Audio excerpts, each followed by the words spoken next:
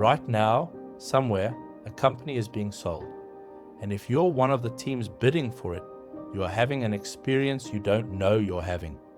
Nobody is going to lie to you. Not once in 14 weeks. You'll still pay more than you meant to. We work in investment banking. Among other things, we run company sale processes.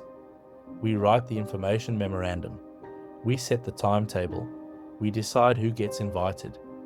Our job, put plainly, is to get you to pay more than you meant to. And the interesting part is how little of it involves deception. You know there are other bidders. You don't know how many or who. And the company is private, so almost everything you know about it reached you through a document we wrote. So, keep a question in mind. At what point in all of this did you work out the price for yourself, uninfluenced by us? This is the Rubicon brief. A well-run process has dozens of tactics. We'll show you three. The three that do the most damage, and the three you can defend against. Here's the deal you're sitting inside.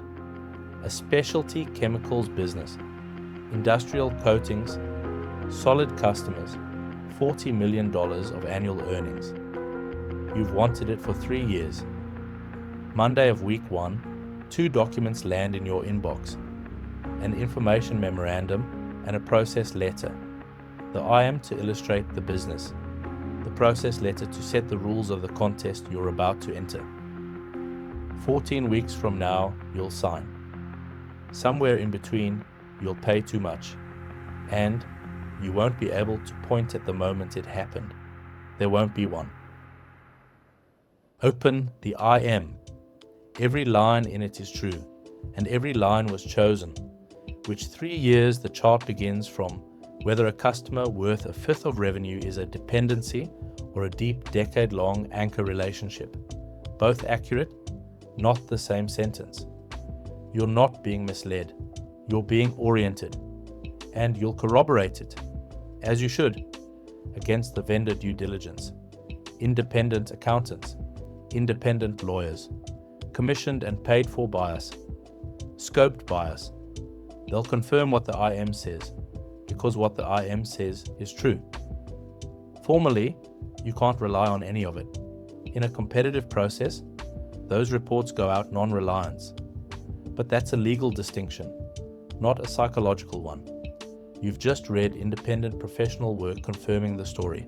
Of course, you'll lean on it. By the time you've finished reading, you're working in our units, our definition of adjusted earnings, our view of which market this company competes in, our segments, our forecast, and which self-respecting investment banker has ever produced a forecast with a downward trajectory. It doesn't happen. And let's not pretend your analysts aren't pasting swathes of that IM straight into their investment committee papers. Sometimes we're kind enough to send an Excel version of the forecast, which makes building your model so much easier. You'll still form your own view, of course, but you'll form it from our information, on our deadline, knowing you're not the only game in town. You'll price this off comparable companies. And we've been so gracious as to save your analysts some time by indicating which companies are comparable in the first 10 pages before anybody said a number out loud. Draw that set one way. And this is a 9 times business. Draw it another, just as defensively, and it's 11.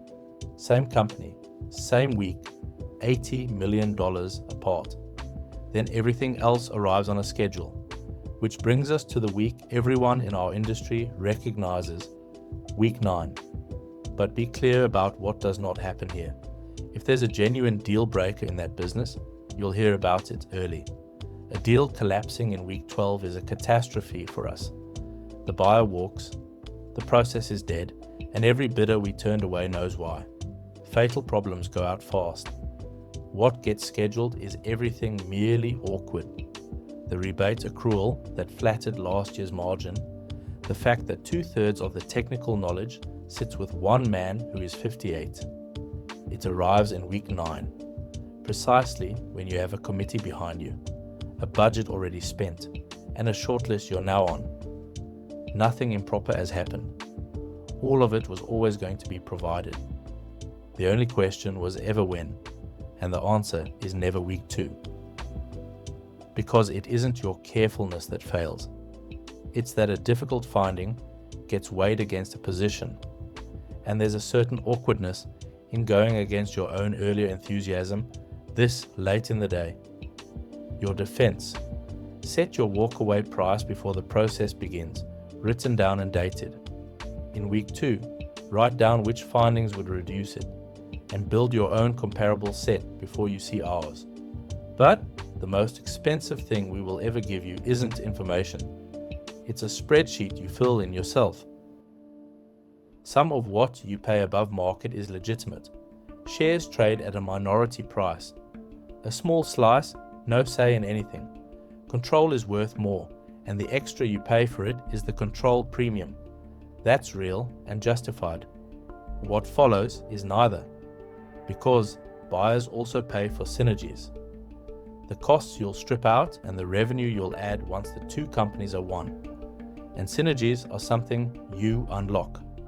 Work you do afterwards with your own hands.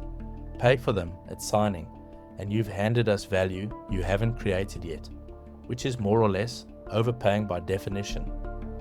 So, let's watch you build it. Your team works it up over a fortnight. $12 million. 5 of that is cost. Overlapping functions. Procurement, a site you can close. 7 is revenue. Your distribution, their product. Here's the honest split. You're not bad at this.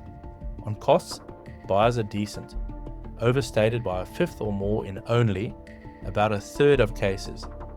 The overestimation risk sits almost entirely on the revenue side, where around 70% of mergers fail to deliver what they expected, which is, of course, precisely the half we encouraged you to imagine. But the real tactic isn't the synergies. It's who did the arithmetic. We didn't hand you that 12 million. You built it. Your people, your model, your assumptions. Psychologists call it the IKEA effect. People who assemble something themselves value it at close to what they'd pay for the same thing put together by an expert. And there's a limit to it. The effect disappears entirely if they never finish the job. Which is exactly why a good process will do almost anything to make sure you finish that model. You land on 10.5 times, $420 million. Your defense. Have someone who isn't paid to close stress test those synergies and let their number reach the committee unedited. Build the base case on cost. Treat revenue as upside you don't pay for. So, now you have a number you believe, because you made it. All that's left is to make sure you can't put it down. Bid dates, management sessions, a submission deadline on a Tuesday, or a Friday evening, depending on how gracious we're feeling. Deadlines create urgency. That is what they are for. The tactic is that we write the calendar. So the urgency is yours and the control is ours. And when somebody asks for an extension, we very graciously grant it to everybody, which reminds everybody there's still a race. Then comes week 11 and you win exclusivity, 30 to 60 days in which we can't talk to anyone else. And you want it badly for a sensible reason.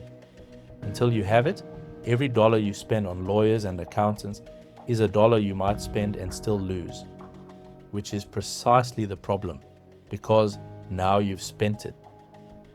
In 1976, Barry Staw ran an experiment that's been replicated steadily in the 50 years since. He gave people responsibility for an investment decision, then told them it was going badly. They didn't retreat, they committed more, and the variable that mattered was whether the original choice had been theirs. You have a committee. Several $100,000 of advisor fees already spent, a reputation, and 11 weeks in this. Though, it cuts both ways. Buyers do retrade. They come back late in the process and lower the price. usually on a diligence finding. Your earnings work finds 3 million of that 40 isn't repeatable, and at 10.5 times that's 31.5 million of the 420. The same lockup that traps a committed buyer arms a disciplined one. Your defense. Naming the sunk cost isn't enough. The research finds that simply labeling it changes nothing. What works is forcing the incremental question. Forget the 11 weeks and the fees. They're gone, whether you sign or walk. Would you pay 420 million for this business today, knowing what you know now? 3 tactics. There are a great many more, and not one of them is a lie. Everything we've described is legal, ordinary, and built out of true statements, and that's exactly what makes it work. The process isn't dishonest. It's asymmetric. We know things you don't, and we decide what you see and when, which matters, because you can't defend against dishonesty you don't see coming, but you can price an imbalance you can see, which is why we rather enjoy it when you arrive without advisors of your own.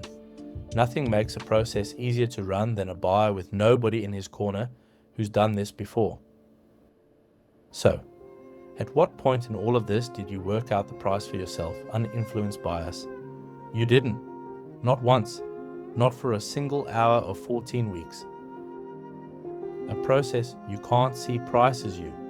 A process you can see is just a process. And if you're ever on the other side of it, the one selling, you now know exactly why you'd hire somebody to run it. This was the Rubicon brief.